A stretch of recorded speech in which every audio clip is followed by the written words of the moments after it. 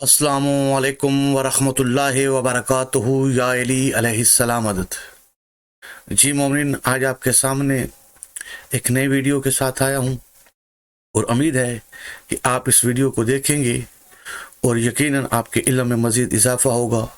और आपसे ये गुजारिश है कि बाकी मोमिन तक भी इन चीज़ों को पहुँचाएँ। आज की इस वीडियो के अंदर मैं आपके सामने दो इमामों के दौर का वाक़या पेश करूँगा।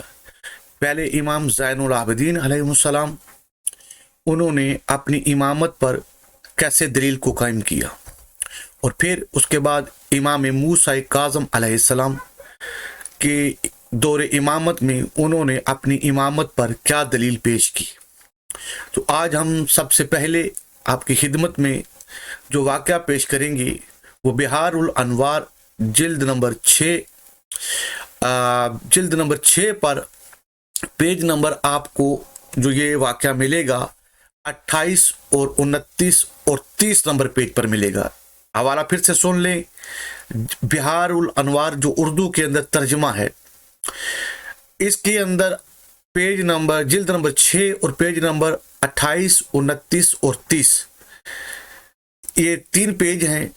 दो वाक़यात यहाँ से आपके सामने बयान होंगे। ज़ैनुल आबिदीन अलैहिस्सलाम ने अपनी इमामत पर क्या दलील को पेश किया, और फिर इसके बाद जो दूसरी चीज़ दलील जो इमाम मूसा काज़म अलैहिस्सलाम ने अपनी इमामत पर पेश की, वो आपके सामने पेश करूँगा। तो आज सबसे पहले जो चीज़ मैं आपके सामने पेश करने जा रहा हूँ वो है कि कुछ लोगों ने, जैसा कि मैंने आपको पहले भी इस वीडियो के अंदर ये बताया था कि कुछ लोग जो थे हर दौर के अंदर, हर इमाम के दौर के अंदर कुछ लोग ऐसे थे जो इमाम अलैहिस्सलाम की जो औलादें थी, उनको इमाम अलैहिस्सलाम की औलाद होने की वजह से वो ये समझते थे कि ये भी इमाम हो सकते हैं, यानी एक इमाम के साथ दूसरे को भी वो अपनी तरफ से इमाम करार दे देते थे। लेकिन वो ही औलाद जो इमाम मासूमीन अलैहिस्सलाम की औलाद है, जिसको लोग अपनी तरफ से इमाम करार दे रहे थे, वो जानते थे कि मैं इमाम नहीं, और अगर मैंने इनको इस तरह मना किया तो वो ये मानेंगे भी नहीं। लिहाजा उनके सामने दलील इमामत को जाहिर करना बहुत ज़रूरी होता था। तो आज के इस वाक़या के अंदर मैं इमाम ज़ैनुल आबिदीन अलैहिस्सलाम के दौर में जो जिन शियों ने इमाम ज़ैनुल आबिदीन अलैहिस्सलाम की इमामत के अलावा सरकार हनफिया को, जो अमीर कायनात अली इब्न अबी तालिब अलैहिस्सलाम के बेटे हैं, वो इमाम हुसैन अलैहिस्सलाम के भाई हैं, कुछ लोगों ने सरकार हनफिया को इमाम तस्लीम कर दिया था। तो सरकार हनफिया जो हैं वो ये जानते थे कि मैं इमाम नहीं हूं, लेकिन उन लोगों को दलील के हिसाब से मनवाना था कि दलील इमामत क्या होती है, इमाम जो हो उसके पास क्या क्या होता है। तो मैं दो वाक़यात आज आपके सामने पेश करने जा रहा हूं, एक बिहारुल अनवार से और एक अल कतरा जो मनाक़िब अहले बैत के नाम से किताब मशहूर है, वो इंटरनेट पर भी आपको मिल सकती है। और मैं ये जो आज आपको दिखाऊंगा ये भी इंटरनेट से ही दिखाऊंगा। किताबें तो मेरे पास मौजूद हैं दोनों की दोनों, लेकिन आपको स्क्रीन पे दिखाना PDF के अंदर वो बहुत ज़रूरी है। तो चलते हैं सबसे पहले हम बिहारुल अनवार की तरफ, जिल्द नंबर 6 की तरफ, कि उसके अंदर क्या लिखा हुआ है। तो आए देखते हैं। यकीनन आपको स्क्रीन पर नज़र आ रहा है। तो यहाँ एक बाब आपको नज़र आ रहा होगा, हजरे अस्वद ने आपकी इमामत की गवाही दी। यकीनन यहाँ तक आपको नज़र आ रहा है। मैं कुछ पढ़ के आपके सामने पेश कर देता हूँ। हजरे अस्वद ने आपकी इमामत की गवाही दी। ये शेख जाफ़र बिन नमार ने किताब अहवाल अल मुख्तार में जिक्र किया है कि अहवाज के आलम अबू बजीर जो जनाब मोहम्मद हनफिया की इमामत के कायल हो गए थे, ये बयान करते हैं कि एक बार मैं हज के लिए गया, मेरी मुलाकात आपने इमाम मोहम्मद बिन हनफिया से इसी दौरान हुई। एक रोज़ मैं इनके पास बैठा था कि एक जवान उनके पास से गुजरे। जनाब मोहम्मद ने उन्हें सलाम किया और ताज़ीमन खड़े हो गए, उनसे मिले और उनकी पेशानी को चूमा और सैयद व मौला कहकर उनसे मुखातब हुए। जब वो जवान चले गए और जनाब मोहम्मद इब्न हनफिया अपनी जगह पर आकर बैठे तो मैंने कहा کہ میں تو خدا کے نزدیک آپ کے بارے میں کچھ اور ہی سمجھا تھا۔ آپ نے فرمایا کہ وہ کیسے؟ میں نے عرض کیا کہ ہم لوگ یہ عقیدہ رکھتے تھے کہ آپ ہی ہمارے واجب الاطاعت امام ہیں، لیکن آپ ان صاحبزادے کی تعظیم اور ملاقات کے لیے کھڑے ہو گئے اور ان سے میرے آقا اور سردار کہہ کر مخاطب ہوئے۔ آپ نے فرمایا کہ ہاں با خدا وہ تو میرے امام ہیں۔ میں نے عرض کیا وہ کون ہیں؟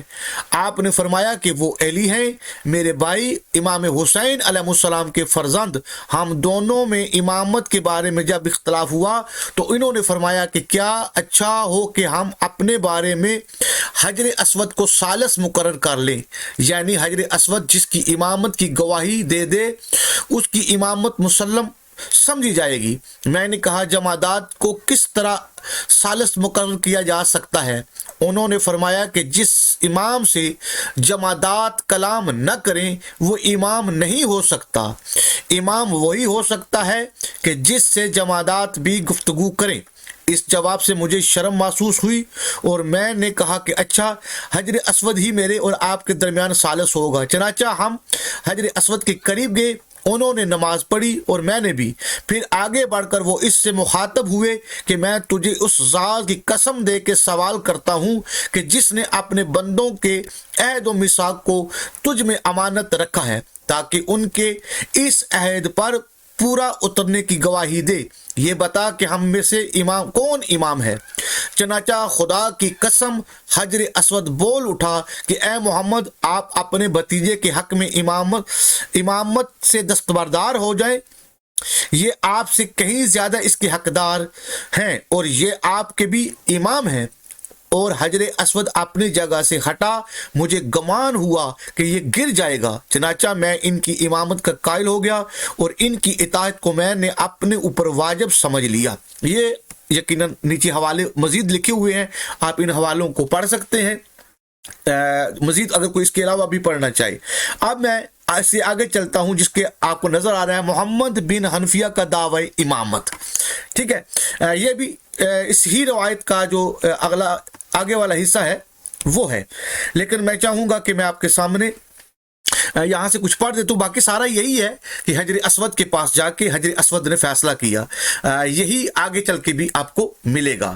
لیکن میں کوشش کرتا ہوں کہ اس کے علاوہ بھی جہاں حقیقی امام اپنی امامت کی دلیل پیش کرتے ہیں تو وہ دلیل کیا ہوتی ہے، کوشش کرتے ہیں کہ آگے چل کے میں آپ کے سامنے کچھ اور چیزیں بھی پیش کروں کہ جس امام کے دور میں جب کوئی اس طرح کا مسئلہ بنتا تھا تو اپنی دلیل امامت کو کس طرح قائم کرتے تھے۔ تو اس ہی طرح ایک اور واقعہ جو امام موسیٰ کاظم علیہ السلام کے دور کا ہے وہ میں آپ کے سامنے پیش کروں گا۔ امام جعفر صادق علیہ السلام کے ایک بیٹے یعنی کہ امام موسیٰ کاظم علیہ السلام کے ایک بھائی جن کا نام عبداللہ بتایا جاتا ہے کتاب کے اندر، انہوں نے بھی اسی طرح دعوی امامت کیا، کچھ لوگوں نے ان کو امام سمجھ لیا اور وہ جب دعوی امامت کر چکے تو امام موسیٰ کاظم علیہ السلام کو معلوم ہوا تو امام علیہ السلام نے اپنے خادم سے کہا کہ ہمارے گھر کے صحن میں بہت سی لکڑیوں کو جمع کیا جائے اور جمع کرنے کے بعد ان کو آگ لگا دی جائے۔ پھر اس کے بعد امام موسیٰ کاظم علیہ السلام نے بہت سے جو اس وقت کے مشہور شیعہ تھے جو اپنے علاقوں میں یا اس مقام پر بہت مشہور تھے اور جانے پہچانے تھے، ان تمام شیعوں کو جمع کیا اور اپنے غلام کو کہا کہ جاؤ کہ میرے بھائی عبداللہ کو بلاؤ جو امامت کا دعویٰ کر رہے ہیں۔ تو اس کے بعد جب ان کو بلایا گیا تو اس وقت آگ فل تیار تھی، جس طرح حضرت ابراہیم علیہ السلام کے لیے آگ تیار تھی۔ بہت سی آگ جمع جب ہو چکی تو امام موسیٰ کاظم علیہ السلام نے اپنے اس بھائی سے کہا کہ تم دعوی امامت کرتے ہو تو ایسا کرو کہ اس آگ میں داخل ہو جاؤ تاکہ دلیل امامت قائم ہو جائے۔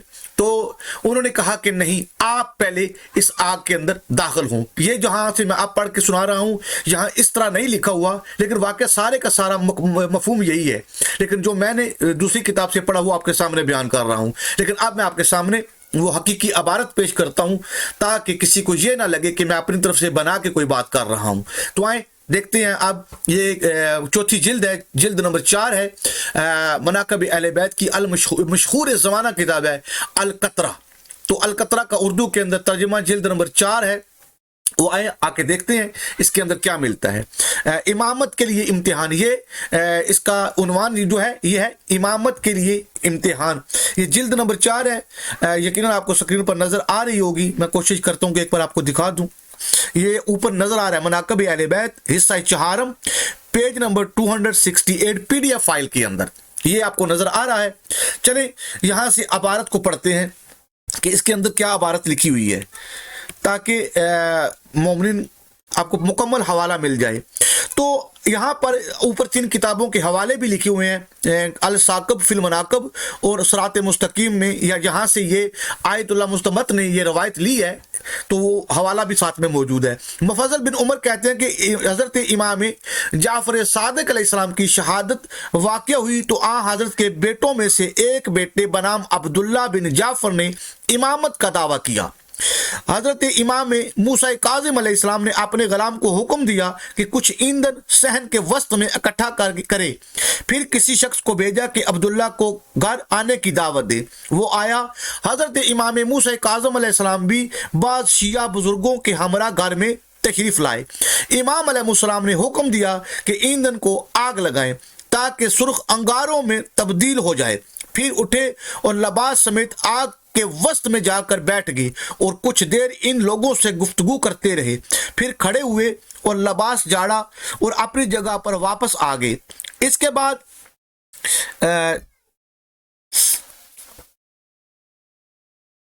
यकीनन पूरी रवायत आपको नजर आ रही है स्क्रीन पर। इसके बाद अपने भाई अब्दुल्ला की तरफ मुतवज्जा होकर फरमाया, अगर तुम ख्याल करते हो कि अपने वालिद के बाद इमाम हो तो उठो और आग के वस्त में जाकर बैठ जाओ। यहां तक यह जुमला आपने देख लिया। मुफज़ल कहते हैं कि इस वक्त मैंने देखा कि अब्दुल्ला का रंग दगरगू हो गया और वो खड़ा हुआ और जल्दी से हजरत इमाम मूसा काज़िम अलैहिस्सलाम के घर से बाहर निकल गया। दर हालांकि इसकी आवाज़ ज़मीन पर लग रही थी। ये पूरा हवाला साथ में तीनों किताबों का नाम भी मौजूद है आगे जहाँ से ये लिया गया है। अल साकब फिल मनाकब सफ़ा नंबर 137, बिहार और अनवार जिल्द नंबर 48 सफ़ा नंबर 67, अल सरात अल मुस्तकीम जिल्द नंबर 3 जिल्द नंबर 2 सफ़ा नंबर 179। यकीनन मोमिन आपने इस वाक़या को देखा।